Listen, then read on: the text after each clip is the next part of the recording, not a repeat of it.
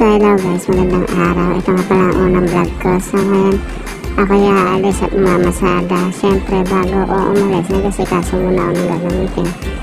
At siyempre, bago tayo umalis, sinakasanayan natin, hahalikan muna natin ng mga mahal natin sa buhay, ang ating asawa at ang mga anak. At dito guys, nais ko na ang tricycle na magagamitin pumasada. Siyempre, kailangan punasan muna natin para pogi-pogi siyempre.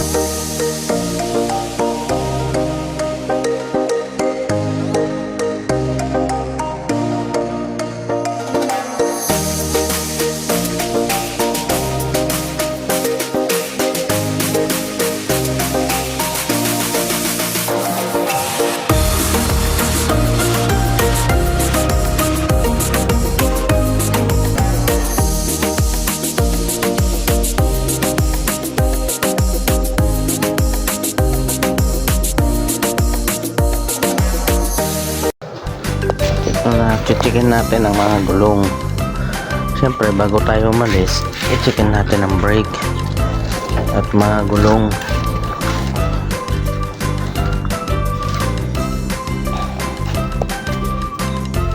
Yan. Ito na ang ating unit. Ang pangalan niya si Cash G, kasi katas siya ng Gcash. Okay, tingnan natin ang gasolina.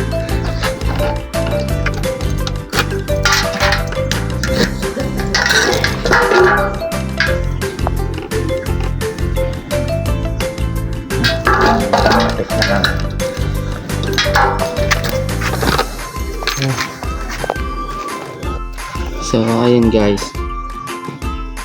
bago tayo umalis, siyempre magdadasal muna tayo na safety tayo sa ating biyahe. Samahan niyo ako magmanalangin muna. Lord, sana maging safe ang aking biyahe. Kaingatan niyo po ako sa aking biyahe.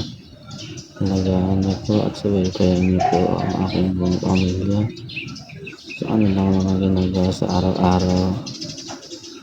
Sana Lord, bigyan po sa lahat ng sasama. Ako kayo naniniwala sa iyong kapangyarihan, Lord. Maraming salamat po sa araw-araw na binibigay sa amin.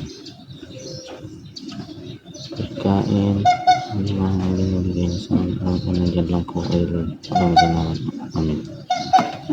So, yun lang. Mag-start na tayo ng ating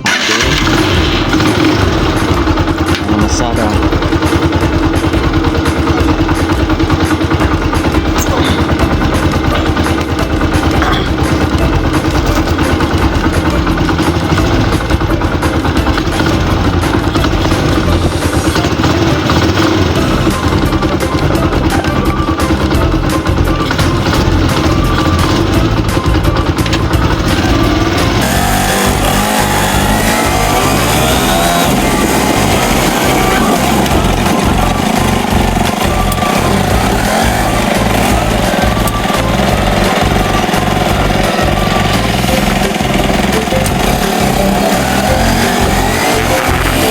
Yun. So ngayon, nandito na tayo sa ating pipilahan, pero wala pang tao. Ako muna solo flight. Medyo matagal-tagal din magantay dito.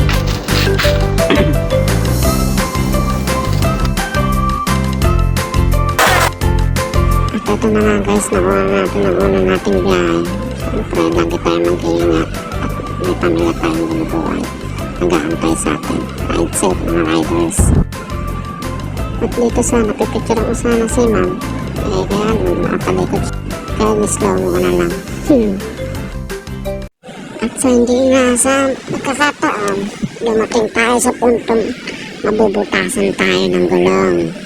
Siyempre, hindi inaasahan, gagastos tayo. Pero pasalamat pa rin tayo at safe tayo. Wala nangyari, nasira lang ang gulong natin. Tapos yan napapalitan. At pag tayo nagmamadali, madali rin tayo magawa ni Lord. Kaya ride safe mga kaibigan natin tricycle driver. Sa ating mga riders, mga riders, angkas. Lagi tayo mag-iingat at huwag tayo magmamadali.